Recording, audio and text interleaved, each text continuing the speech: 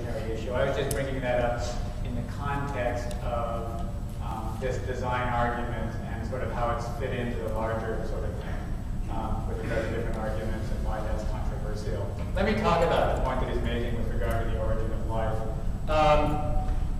It's true, this is kind of a mystery, how you get basic compounds to combine in such a way that they have the capacity for self-replication.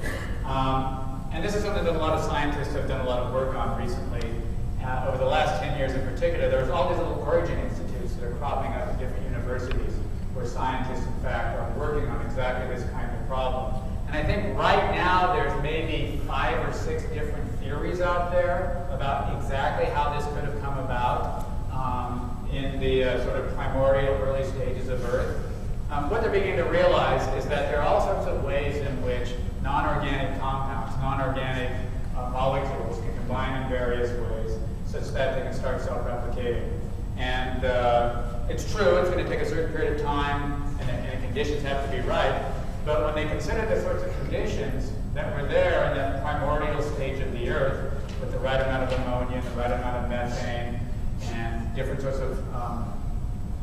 of energy sources, people have constructed a variety of different. In fact, there's now a bunch of theories that they think that there's a variety of different ways in which this could have come about, where these non-organic compounds could be combined in ways that would be self-replicating and therefore be life. It's a fascinating area of research. I'm not an expert on it, but suffice to say that most contemporary, I don't know what chemical biologists, I don't know what you call the people who work in this particular area, are actually quite confident that it is very possible that this could have happened. And I'm actually going to make a prediction.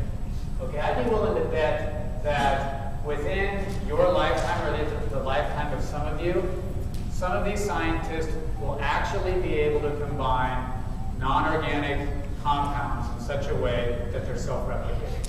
In other words, they're going to create life in this way in the laboratory. Okay, so I actually think they're going to figure that out. From what I've read on the subject matter, it seems that they're getting closer and closer to understanding how this can come about.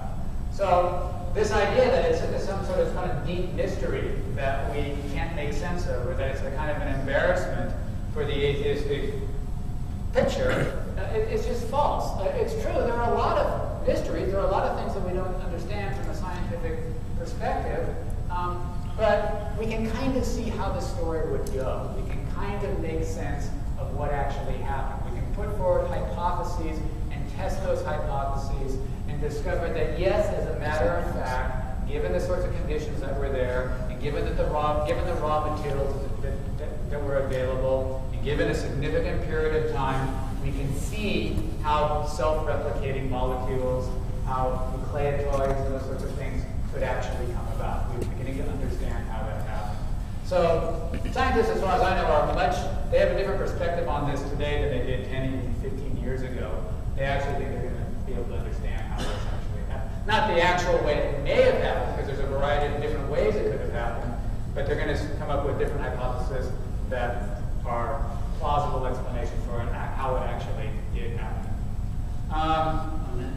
1 minute. I think I will simply just defer to you if you want to talk about suffering. I know that's important.